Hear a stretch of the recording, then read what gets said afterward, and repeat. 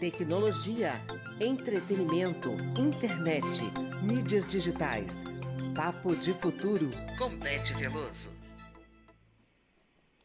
Bom, as redes sociais elas têm sido chamadas de espaços de conexão, mas também já receberam rótulos de redes antissociais ou associais. O que seria isso? Bom, este é o tema do Papo de Futuro de hoje, por isso a consultora legislativa e jornalista Beth Veloso já está com a gente aqui ao vivo nos estúdios da rádio e da TV para falar sobre esse paradoxo de uma rede social, mas que também pode ser antissocial ou asocial. O que você traz para a gente hoje no Papo de Futuro? Pois é, solidão não rima nada com conectividade, mas é um ledo engano. Essa é uma das ilusões do mundo digital que a gente está vivendo hoje e que leva a tanto adoecimento. Então, a gente parte do princípio, Ana Raquel, que nós somos, de fato, isso é inevitável, seres sociais. Só que o sentimento de solidão é cada vez maior. Como responder a essa questão? E eu procurei um especialista, neurologista, o Dr. Ivar Brandi. Ele está no Instagram, mergulhou sobre o assunto da solidão na era digital e o que ele explica tem várias camadas. A primeira é que nós realmente somos seres muito sociais. A gente vive em grupos, nós compartilhamos estratégias de sobrevivência, nós temos estratégias até mesmo primitivas, apesar de estarmos numa era moderna, e nós precisamos muito de uma proteção coletiva. Nós temos um instinto gregário, de tribo mesmo. E essa interação que a gente vive na rede social, ela não traz essa unidade, essa coletividade que a gente pensa que traz. Por que será que isso acontece? Porque essa interação, ela não preserva o que a gente tem de mais essencial, que é essa sociabilidade. Por quê? Porque a gente conseguiu evoluir em termos tecnológicos bastante, isso foi fundamental, mas o nosso convívio presencial, ele foi reduzido, ele ficou prejudicado e ele passou a ser, de certa forma, acessório, ou seja, ele é algo constitutivo para a gente estarmos aqui como nós duas, olho no olho, sentindo a energia presencial, mas que no digital essa é uma emoção, uma sensação, uma percepção que se perde completamente. Então, o Ivan Brandi, ele se debruçou sobre esse tema da solidão e ele traz insights preciosos para nós de como a gente deve se colocar, como nós devemos estar nesse novo mundo digital. E ele começa questionando aquilo que você falou no início, Ana Raquel. Vamos realmente discutir esse conceito de rede social? Vamos ouvi-lo. Jonathan Haidt, no livro dele sobre a geração ansiosa, ele coloca que as redes sociais podem ser chamadas de redes antissociais ou redes associais. E tem diversos fatores que nos permitem afirmar que as redes sociais elas não substituem de maneira alguma a socialização real, a socialização presencial face a face, né? E um ponto muito importante também da gente colocar é que nós somos animais, seres sociais, né? A força da espécie humana, a existência nossa como uma espécie animal se deve à nossa capacidade de formar grupos sociais, né? A capacidade de lutar contra os predadores, de fugir em casos de ameaças naturais e de ter pessoas em grupos sociais, líderes em grupos sociais que nos protegeram ao longo da evolução. Então, a socialização é uma propriedade fundamental do ser humano, uma característica fundamental do ser humano. Nós sobrevivemos porque nós somos uma espécie animal social. Bom, Beth, você até falou aqui a nossa comunicação olho no olho, face a face. E que a gente sabe, né? Quando a gente conversa, a gente observa os gestos, a gente observa os silêncios até, as pausas, como que a pessoa fala. Mas quando a gente está na comunicação digital, como é que isso se dá? Né? O neurologista, ele está falando ali, né? O neurologista que você convidou, o Ivar Brandi, ele fala um pouco dessa nossa questão da sociabilidade, de nós no coletivo. Isso se dá também na comunicação digital? Ana Raquel, na comunicação digital a gente perde muitas dessas camadas, né? E isso acaba ficando reduzido a imagens, né? A sons e questões que são totalmente editadas. E isso é muito distante do que a gente sente. Se a gente pensar que a comunicação humana ela é eminentemente baseada em emoções, né, o quanto a gente racionaliza é muito menor do que como a gente realmente demonstra as nossas emoções. E por isso que nós criamos os emojis, por exemplo, na internet, para expressar minimamente as nossas emoções, que acabam sendo codificados e decodificados de formas completamente diferentes, a partir de signos, de tribos, de sentidos e de de linguagens que alguns grupos específicos querem dar. Por exemplo, o que um pedófilo quer dizer com um símbolo de um coraçãozinho na internet é completamente diferente do que eu, Beth Veloso, vou expressar. Portanto, há elementos muito diferentes numa comunicação, além do fato dela ser assíncrona, além do fato dela ser solitária, além do fato dela ser muito mais pobre, porque ela não traz a questão do tempo, ela não traz a questão do corpo, que são elementos que estão ali presentes, como a gente colocou, e tudo isso é extremamente fragmentado, o que gera também muita ansiedade. Imagina se eu mando uma mensagem e me levam 2 dias para responder. Né? Olha a ansiedade que isso me gerou, um sentimento de que eu não sou nada importante. E essa ausência da presença física, ela altera a qualidade. Por que que isso é tão importante?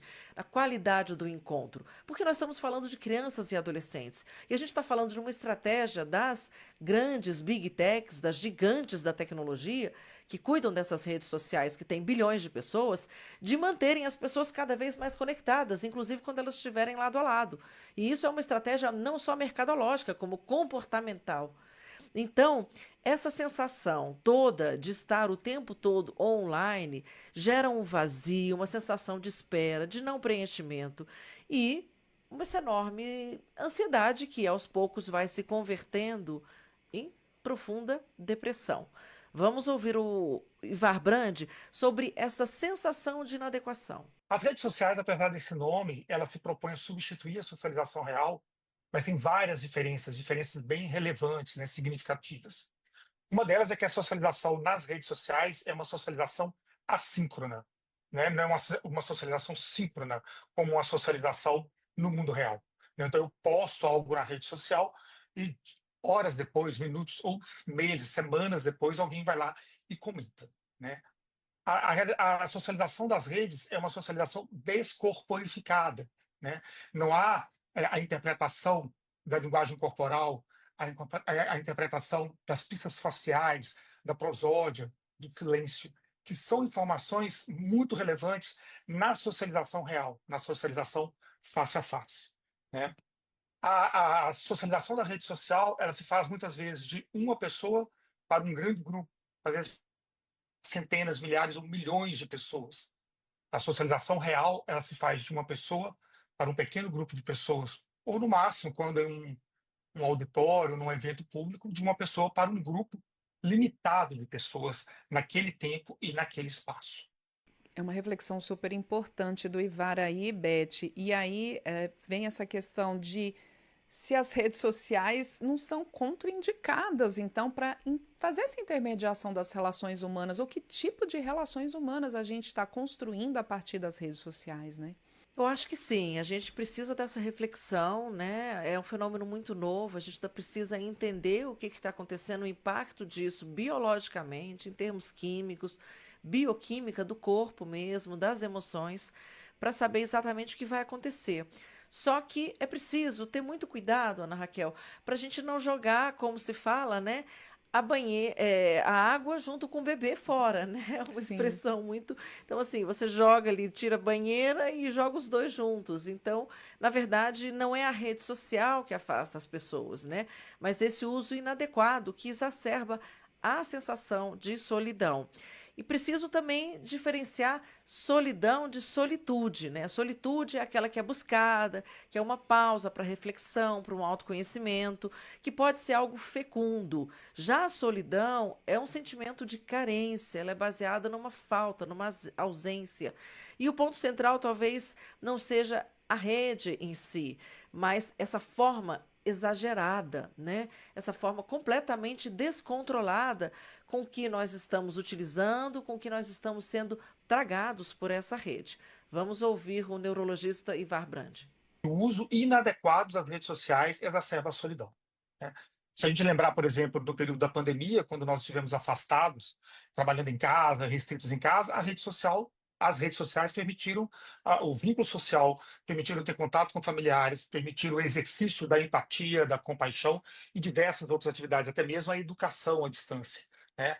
Portanto, o uso inadequado das redes sociais acentua a solidão, e principalmente nas pessoas mais vulneráveis, né?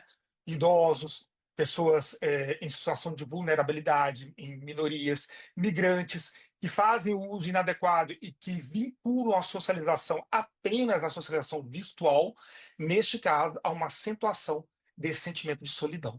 E aí, Beth, a gente pode recorrer ao tema de alguns aqui papos de futuro que você tem colocado com frequência, que é a questão de como os algoritmos são programados nas redes sociais, pelas big techs, que levam talvez levam a esses comportamentos inadequados, a essa sensação de solidão, a essa ansiedade. O que a gente pode falar dentro dessa discussão e dessa reflexão super importante que o Ivar Brandi traz em relação a esse mecanismo de algoritmos que é o que move a rede social? É fundamental a gente pensar nos algoritmos, a sua função, o seu papel. As redes nos conectam, os algoritmos são super importantes porque trazem aquela informação com muita eficiência, mostram para a gente exatamente o que a gente quer, perfilizam, de certa forma, entregando realmente um produto que a gente necessita. No entanto, né, eles acabam segregando, eles acabam isolando a gente não apenas numa bolha de conteúdo, para a gente ver só o que a gente quer, mas afastando a gente da família, dos amigos, né, de uma socialização no trabalho, de conhecer novas pessoas, de se aventurar, de ir para a natureza e tudo isso. O neurologista Ivar Brandi, ele lembra que alguns pontos, por exemplo, por causa desse comportamento dos algoritmos e pelo fato de que eles foram feitos para viciar, para que a gente fique mais tempo dentro daquela rede, submetido a todo tipo de conteúdo, é a relação, a exposição de crianças e adolescentes a essas redes sociais. Eu acredito que o neurologista, né, esse especialista, ele tem uma posição muito defensável. Ele diz simplesmente o seguinte: rede social é assunto de gente séria, de gente adulta, de gente responsável. Não é lugar para criança. Então, a gente defende, sim, né, a partir dessa fala e desse debate sobre essa pandemia de solidão que a gente vê na rede social. Não é que a rede social ou a internet criou a solidão, né? Mas é que esse fenômeno está realmente fazendo com que as pessoas se sintam cada vez mais isoladas. E isso leva, inclusive, a uma situação de que as pessoas vai morrer mais cedo, né? Porque ela realmente perde a razão, o sentido de viver.